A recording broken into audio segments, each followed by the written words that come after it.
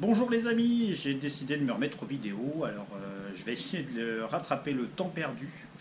Donc on va commencer par le marathon de Cernay-la-Ville qui s'est couru début janvier. Bonjour à tous, donc vous avez vos numéros de dossard qui sont inscrits à l'entrée du gymnase et les consignes qui vont être ouvertes dès maintenant au fond du gymnase sur la fiche de Jean-Dominique. Bonjour. Rendez-vous est donné le dimanche à partir de 7h30 au gymnase de Cernay. L'avantage de ça, c'est que la ligne de départ est à peine 150 mètres du gymnase. On est au chaud, on va rechercher son dossard tranquillement pour ceux qui n'ont pas eu le temps de le faire la veille. Mais surtout, il y a une consigne dans le gymnase pour laisser un sac de sport avec ses affaires de rechange et compagnie. On aura accès à des douches après la course. Ça aussi, c'est super bien. Ça se fait pas beaucoup sur les marathons. Et puis, forcément, le pot d'arrivée avec Joe, le Rabidon. 173.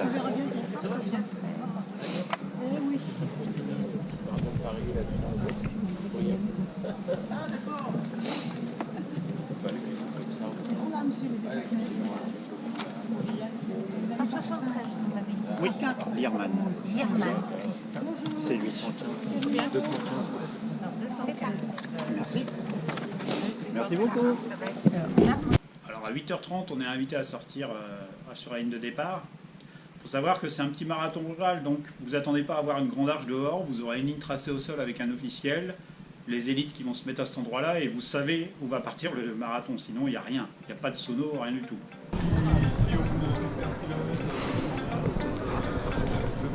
8h41, pardon, 5 minutes.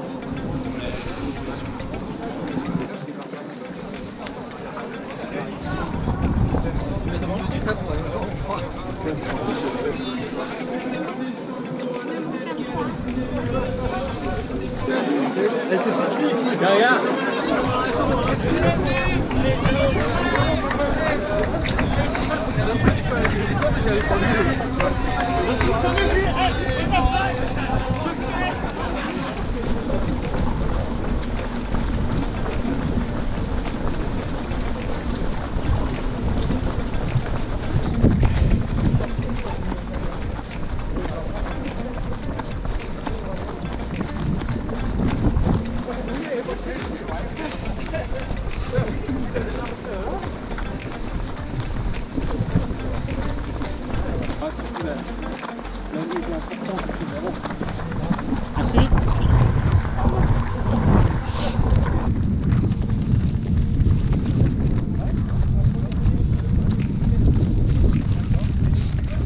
Petit marathon rural, on devait être 250 à peu près à partir cette année. Dites-vous bien que vous risquez de très souvent courir tout seul au milieu de la pluie et de la brume. Donc moralement, c'est pas toujours évident. Et puis au niveau des supporters ou des gens sur le côté, en tout cas, ce sera pareil. Si vous croisez 200 personnes sur tout le marathon, ce sera tout.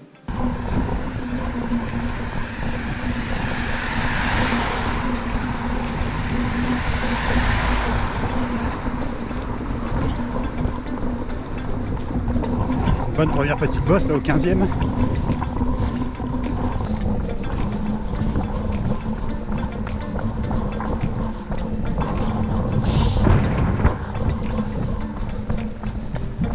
Et ouais. Alors en fait on était déjà sur une espèce de faux plat. On est au 16e. Mais là, on va attaquer une montée. On va déjà bien usé pour la première moitié du marathon.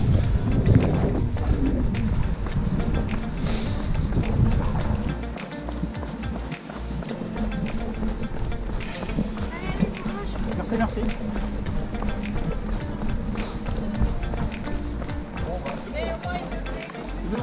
Merci.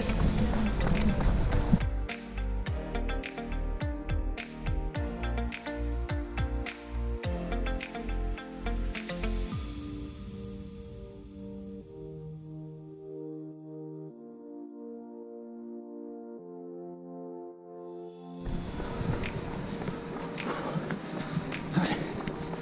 30e kilomètre, un petit ravito, j'en peux plus. Je suis cramé. Ouais, c'est bien bon.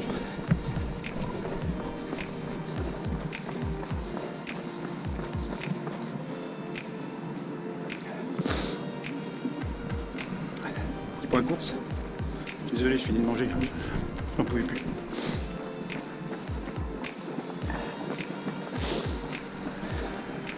Alors, je viens de prendre le ravito, on est pile poil 30 km.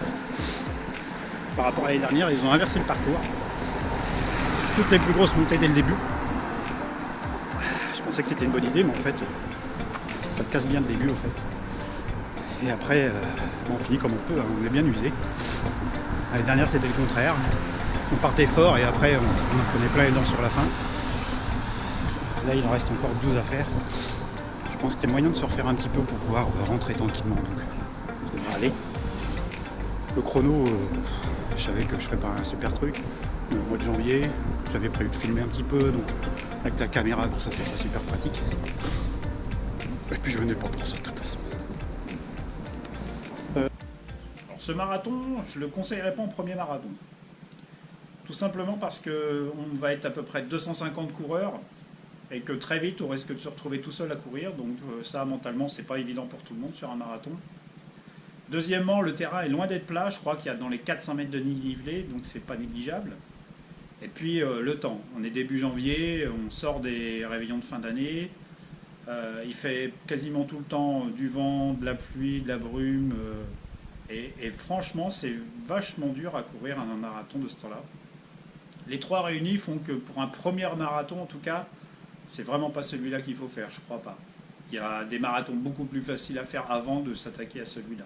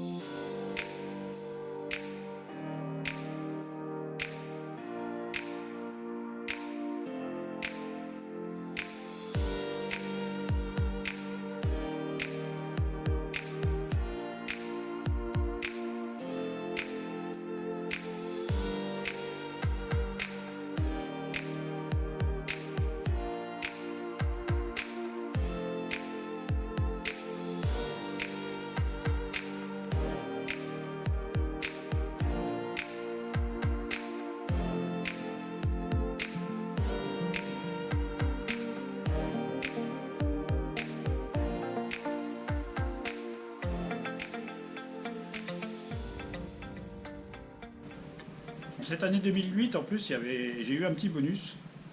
À la fin de la course, on avait Philippe et Pascal, qui habitent pas très loin à Sonchamp, qui nous ont proposé d'aller manger un bout de galette avec le groupe Marathon Addict. Et franchement, on s'est retrouvés à, je sais pas, 30, 40, et c'était vraiment génial. On a passé un super bon moment. Et surtout, j'ai eu droit à une douche chaude. C'est un petit détail, mais ça compte quand même. Alors franchement, merci Philippe et merci Pascal, parce que c'était vraiment sympa ce petit truc chez vous.